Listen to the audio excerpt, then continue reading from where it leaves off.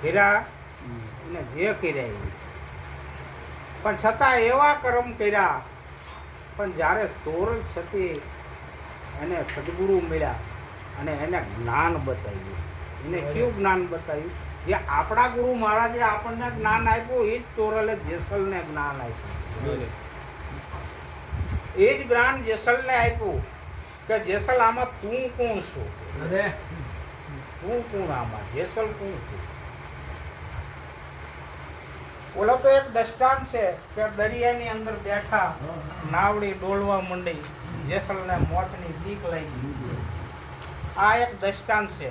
પણ આ ભવસાગર રહ્યો ને, અને આ શરીર રૂપી આપણું નાવડું, આ શરીર રૂપી આપણું નાવડું, આ હાલક ડોલક મીંડું ખાવા અને જેસલને મરવાની બીક લાગી. એમ આપણને મોટામાં મોટી બીક હોય તો કઈ છે? મરવા સિવાય બીજી કોઈ બીક છે એને મરવાની જેને બીક લાગી. તારે તોરલે આને જ્ઞાન આપ્યું કે આમાં મરે છે, આમાં મરી કોણ જન્મે છે, કોણ મરે છે. આ જ્ઞાન જયારે તોરલે આપ્યું જેસલને,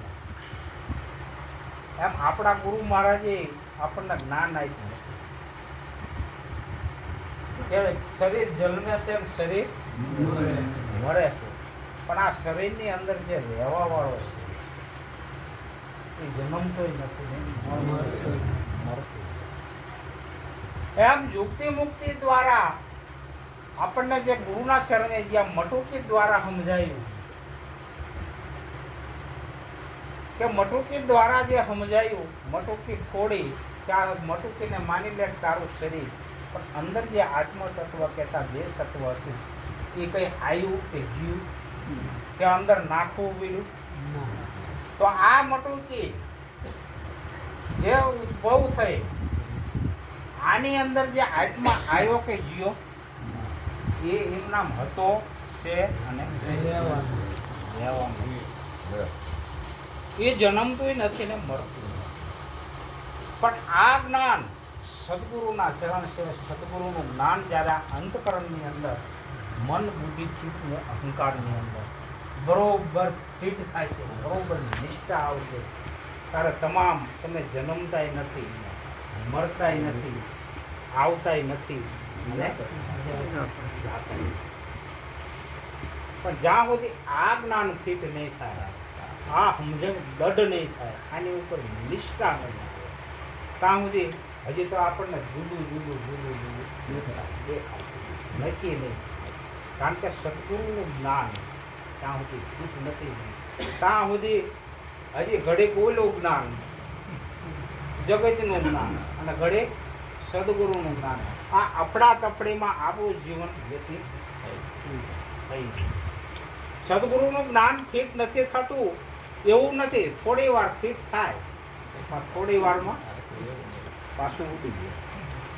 પણ જ્યારે સતત એ જ જ્ઞાનની ધારા આ અંતકરણની અંદર રહે છે, આ જ્ઞાન તો રહે ક્યાં? તો કે મનની અંદર જ આ જ્ઞાન. અને જ્ઞાન આપ્યું, જો આત્મા તો જ્ઞાન સ્વરૂપ છે, એને કઈ જ્ઞાનની જરૂર નથી. અને આ શરીરને કોઈ દી જ્ઞાન થાય, શરીરને કોઈ દી જ્ઞાન ન થાય તો જ્ઞાન થાય છે કોને? અજ્ઞા આ મનને. મન હતું એ અશુદ્ધ મન હતું, અશુદ્ધ મન હતું. અને જ્યારે જ્ઞાન પામ્યું એટલે શુદ્ધ મન હતું. એમાં શુદ્ધ અને અશુદ્ધ મન હોય. બુદ્ધિ, સદબુદ્ધિ અને અબુદ્ધિ હોય. કહેવાય એને કહેવાય તો બુદ્ધિ, પણ નામ કબુદ્ધિનું કામ એ ફરી જાય ને, અને સદબુદ્ધિનું ફરી જાય ને. એમ આપણા ચારેય અંતકરણ જ્યારે શુદ્ધ થાય છે ત્યારે એમાં ચોક્કસ પરમાત્માની પ્રાપ્તિ થશે.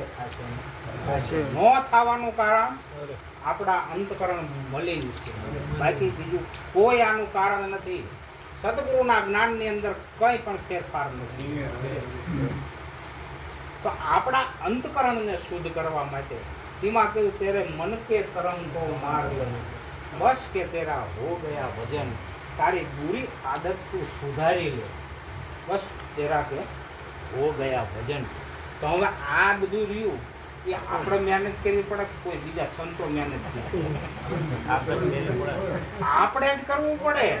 આપણું અનુકરણ શુદ્ધ કરવા માટે આપણે જ મહેનત કરવી પડે. આમાં કોઈ સંતો કઈ ન કરીએ. આપણા અંતકરણ ચોખ્ખા કરવા માટે આપણે મહેનત. તો અંતકરણ ચોખ્ખા કઈ રીતે થાય? અંતકરણ ચોખ્ખા કઈ રીતે થાય? તો અંતકરણ સંતોના સંગ, સંતોની વાણી દ્વારા, સંતોના ભજન કીર્તન દ્વારા એનો અભ્યાસ કરી, સદશાસ્ત્રોનું વાંચન કરી અને બધા એનું મનન કરી, વિચાર કરી, ત્યારે આપોઆપ આપણા અંતકરણ એમાં કહે છે કે તારી નાવમાં કામને ક્રોધો ભર્યા. જેને એવું પદ છે કે જાગ જીવલડા આ ભવસાગરને કાંઠે આવેલું આ નાવ ડૂબે ના. પણ ડૂબે ચારે કે તારા મનની અંદર કામને ક્રોધ ભર્યા, તારી મનની અંદર વાસનાના બીજ રોપાણ. તો મનની અંદર જ જ્યારે મન જે અશુદ્ધ છે એ જ્યારે શુદ્ધિને પામે ત્યારે આપોઆપ તમે પોતે જ પરમાત્મા સ્વરૂપ છો અને પરમાત્માની જાતિ. તો એને શુદ્ધિ માટે થઈને આપણે જે કંઈ આ ભજન સત્સંગ જે કંઈ કરવું પડે, સંતોનો સંગ કરવો પડે, એના માટેથી બધું કરવું પડે છે. અને આનાથી ને આપણું આ ટાણું સુધર છે, આ મનુષ્યનું ટાણું. તો સુધરવું એને શું કહેવાય? એ કેવી રીતે સુધરવું કહેવાય એ સમજવું પડે. તો સુધરવું એટલે સમજવું પડે. એ સુધરવું ત્યારે કહેવાય કે જગતના તમામ દુઃખ હોય, તમામ પીડા હોય, તમામ પીડા હોય, પણ છતાંય આપણે આપણા સ્વરૂપની અંદર જ્યારે સ્થિર રહીએ તો માનજો કે આપણું આ તાણું સુધરી. અને જો જરાય જો આમાં ચલાયમાન થયા, હાલક ડોલક થઈ ગયા, તો હજી આપણા અંદર કચાય છે. આને ટાણું સુધરું કહેવાય. એ સ્થિતિમાં જ્યારે રહે, આની અંદરથી જ્યારે શ્વાસ વયો જાય ત્યારે આ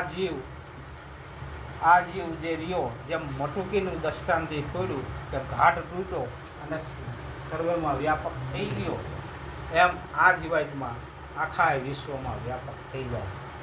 પણ જ્યારે છેલ્લી ઘડીએ આ વસ્તુ આપણે બરાબરની અંદર લક્ષમાં આવી જાય, બરાબર ત્યાં સુરતા આપણી. હવે ઘણા છે ભજનિક છે,